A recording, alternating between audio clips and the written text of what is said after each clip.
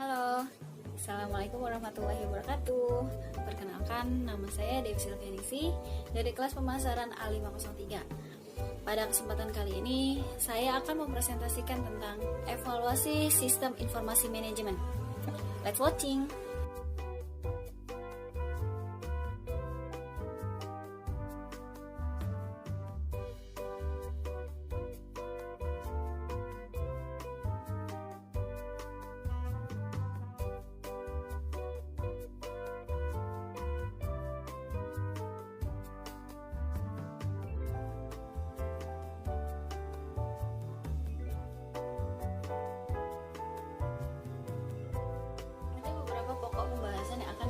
Bahas pada presentasi kali ini.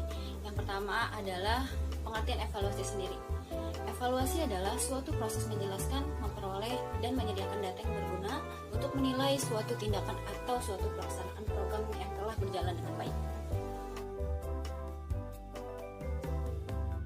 Selanjutnya adalah evaluasi fungsi sistem informasi. Evaluasi fungsi sistem informasi meliputi manajemen dan pengoperasian pengolahan informasi. Adapun ruang lingkup yang termasuk dalam evaluasi fungsi sistem ini. Evaluasi sistem informasi dapat dilakukan dengan cara berbeda pada tingkatan yang berbeda tergantung pada tujuan evaluasi.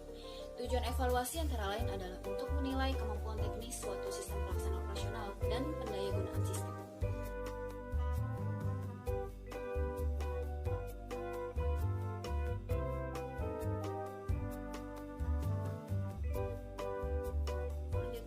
Evaluasi fungsi sistem informasi. Evaluasi fungsi sistem informasi meliputi manajemen dan pengoperasian pengolahan informasi. Adapun ruang lingkup yang termasuk dalam evaluasi fungsi sistem ini.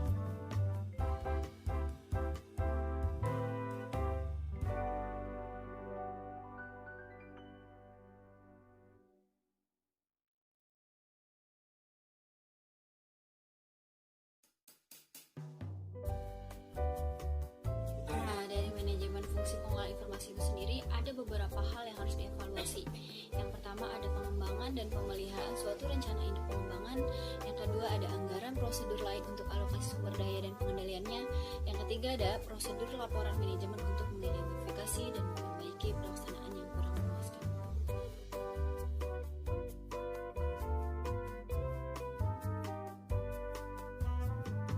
Selanjutnya ada penetapan karyawan pengolahan informasi. Ada hal-hal yang perlu dievaluasi dalam hal ini. Yang pertama adalah mutu karyawan menurut kualifikasi dan pemberian pelatihan dan proses peremajaan.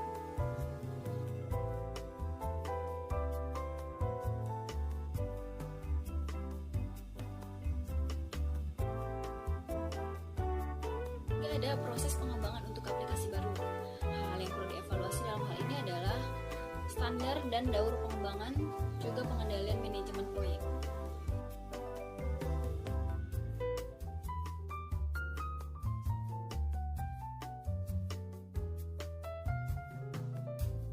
Setelah membahas pengertian evaluasi sistem informasi manajemen, ada yang tahu nggak sih fungsi evaluasi sistem manajemen itu apa? Evaluasi sistem informasi manajemen itu mengidentifikasi seberapa baik sistem informasi manajemen dapat beroperasi pada organisasi yang menerapkannya.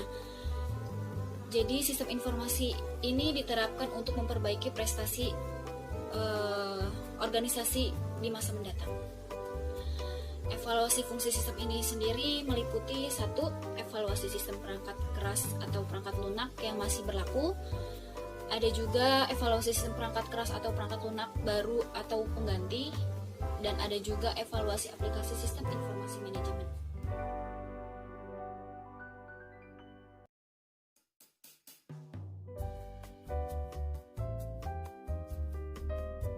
Selanjutnya ada pengendalian dan pengamanan. Hal-hal yang perlu dievaluasi dalam pengendalian pengamanan adalah prosedur pengendalian mutu. Yang kedua ada pengamanan ruang komputer, file, program, dan sebagainya. Yang ketiga ada penyediaan cadangan dalam arti backup untuk file. Dan yang terakhir ada rencana penyesuaian untuk kegagalan peralatan misalnya. Evaluasi fungsi sistem informasi bisa dilakukan oleh tim audit khusus, yaitu para eksekutif organisasi yang bersangkutan. Yang kedua ada tim audit internal yang bisa mengerjakan unit operasional. Yang ketiga ada organisasi konsultasi di luar organisasi. Evaluasi dapat dilakukan pada serangkaian tingkat yang berbeda. Evaluasi sistem informasi secara menyeluruh, evaluasi sistem perangkat keras atau perangkat lunak, dan evaluasi aplikasi.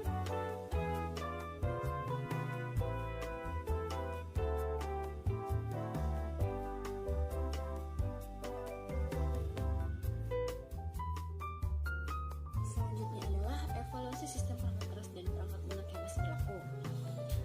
Tujuannya adalah untuk menentukan apakah sumber daya yang diperlukan. Yang kedua, apakah ada sumber daya yang harus diganti. Yang ketiga, apakah pengaturan sumber daya akan memperbaiki daya guna sistemnya. Yang keempat, apakah penambahan sumber daya akan memperbaiki ketepatgunaan sistemnya.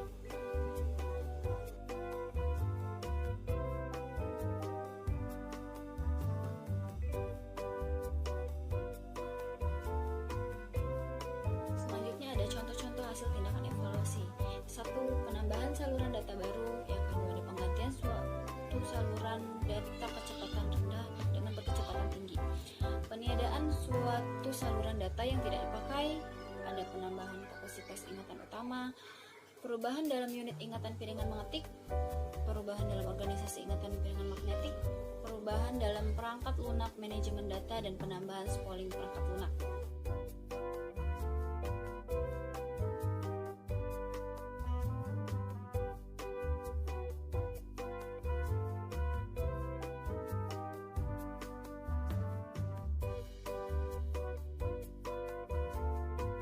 Selanjutnya adalah tujuan keamanan sistem.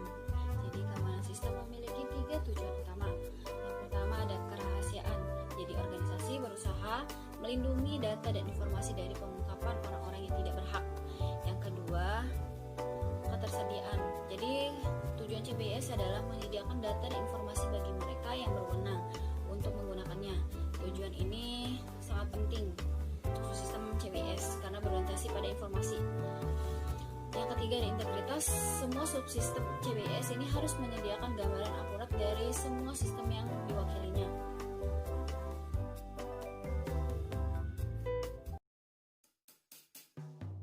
Pembahasan yang terakhir ada pengendalian akses. Jadi pengendalian akses dapat dilakukan melalui 3 langkah. Yang pertama ada identifikasi pemakai.